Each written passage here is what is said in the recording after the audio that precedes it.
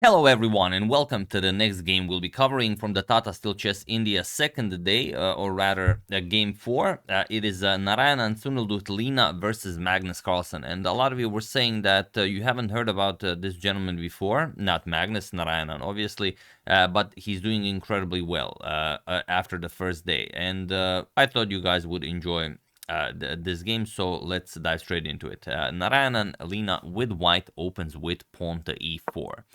We have pawn to e5 by Magnus, knight to f3, knight to c6, and bishop to b5. The Ruy Lopez is on the board. We have pawn to a6 and bishop to a4. We have knight to f6.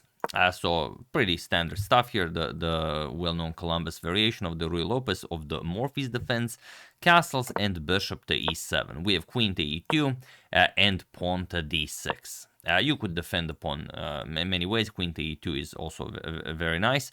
Pawn to c3 and castles kingside by Magnus. We have rook to d1 and bishop to d7. So going for a bit of a less known line in order to confuse his younger adversary. We have bishop to b3 and knight to a5. Putting pressure on the bishop, we have bishop to c2 and pawn to c5. We have pawn to d4, striking in the center, and queen to c7. Pawn to d5, now blocking the center, and pawn to b5 by Magnus. We have pawn to b3, pawn to g6, and knight b to d2. And here, there are a couple of games where knight to h5 was played. Here, we have knight to b7, and it is now, as of move 14, that we have a completely new game. So, okay, knight to f1. Probably why knight to h5 was played before going back with knight to b7 is because the knight was still on d2, not covering f4, so maybe, looks like a tempo move. Magnus not going for any shortcuts. He's, ready to play a full game. Knight to h5, bishop to h6, now attacking the rook, and knight back to g7. We have knight to g3 and pawn to f6. So, okay, now Magnus has a very, very solid pawn chain. Basically, the entire board is connected, and he will choose where he will go for the breakthrough, but chances are it will be pawn to f5 at some point. So, pawn to a4, Narayanan prepares to open up play on the queen side.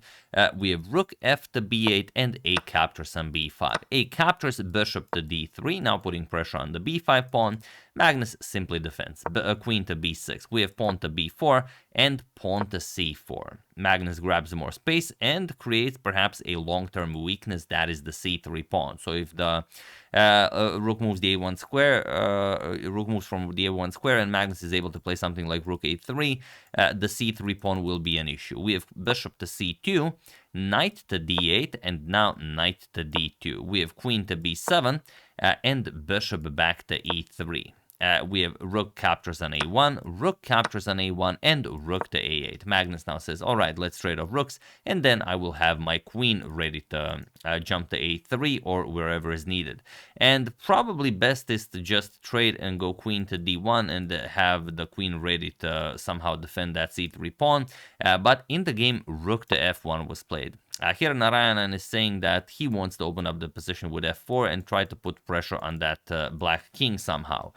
Magnus takes this opportunity, goes rook to a3, puts pressure on the pawn, and now the immediate pawn to f4. So it's a pawn sacrifice, but Magnus not ready to go after the pawn just yet, because if you capture on c3, there's the issue of knight to b1, and now the a3 square has been covered, and you don't have anything better than to play rook captures on e3. It could still be playable for black, but there's no reason to do it. Magnus just goes knight to f7. Now adds another defender to the e5 pawn, f captures on e5, d captures on e5, and now knight to b1, chasing away the rook from the a3 square, so the c3 pawn was never really offered. Rook to a2, and now pawn to h3. Best move here for white is bishop to c5. It looks really awesome because, okay, you don't capture and allow this massive pawn chain to be created, but there is a beautiful move here that Magnus could play in reply to this bishop to c5. Okay, it's a sideline that wasn't played, but it's beautiful, so I will show it. h5. sacrificing the bishop on e7, but for a very good trick of bishop to g4. That's why you prepared it with pawn to h5. Now the queen is attacked, and you will reclaim the piece with queen captures on e7 once the white queen moves. And now you just continue pushing h4 and enjoy a better position. But okay, h3 was played. We have knight to e8 by Magnus. Still f5.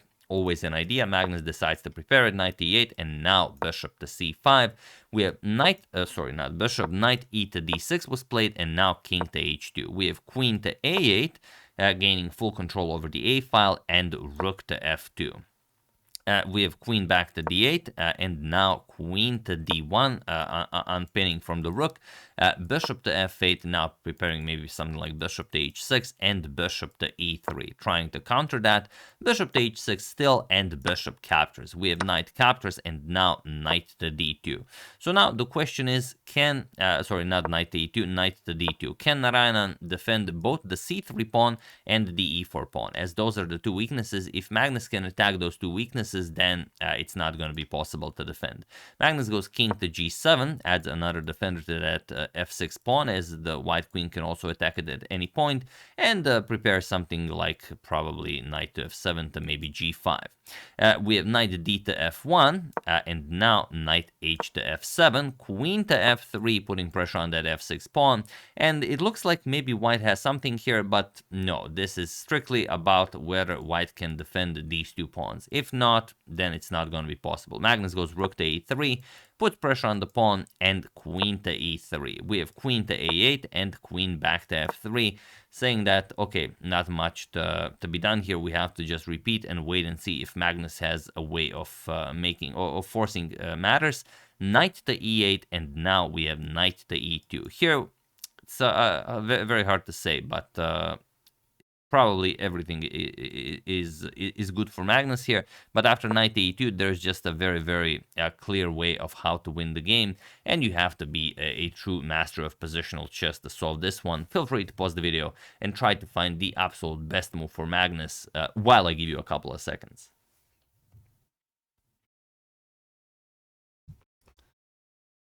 So, for those of you who were able to do it, congratulations on truly mastering positional chess. And for those of you who just want to enjoy the show, it is queen to a7.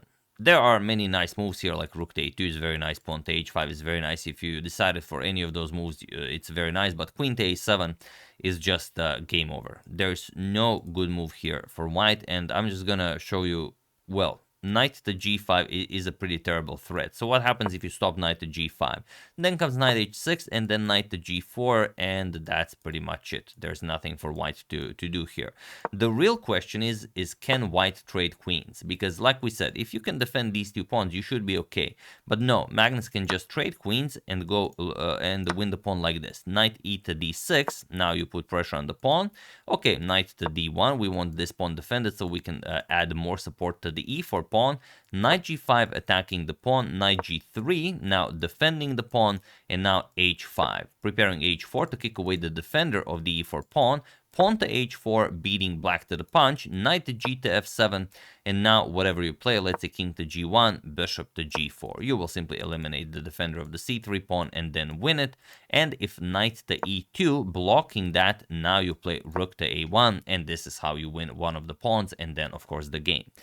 You will simply you're paralyzing the entire board, but the real threat is knight captures on e4. There is no way of stopping that. After you capture, then you capture the knight here, and there's not much that you can try here. If, for example, knight cannot move because the king is pinned, and if you try to unpin, like we said, knight captures on e4 is enough for black to win the game. Not much to be done here. You lose a pawn, then you will go after the second weakness, and that's how Magnus would win the game.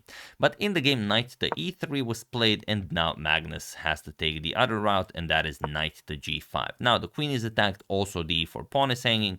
Queen to g3, and now knight to d6, and there is no way to defend the e4 pawn. Also, a plus of having a queen on a7, that was the pause the video moment, is that now you cannot defend the pawn this way because the knight on e3 would be hanging. So here, after knight d6, Narayanan tried one last idea to make the game complicated. He played knight to f4 in hopes of Magnus capturing the knight and then having some action on the f-file, but Magnus said nope, just rook captures on c3, and it was in this position on move 45 that Narayanan and Lina resigned the game, as there is nothing more to be done here. You just lost the pawn. Magnus created a passed c pawn. Also, the knight here is hanging. So I mean, this knight is hanging. There's nothing you can do here to avoid a severe material loss. So yeah, Magnus beat Narayanan, and as I was recording this, I can see in my other browser tab that Magnus also defeated Wesley So in the next round. So yeah, Magnus doing incredibly well in the event. He's leading the tournament after 5 rounds, and he will face the great Arjun Erigaisi, who is not doing particularly well this tournament. He has yet to win a game, or maybe he even won while I was. Let me just check if he won while I was maybe recording this.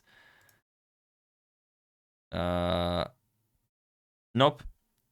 Four draws and a loss to Wesley So, and he's to face Magnus Carlsen next.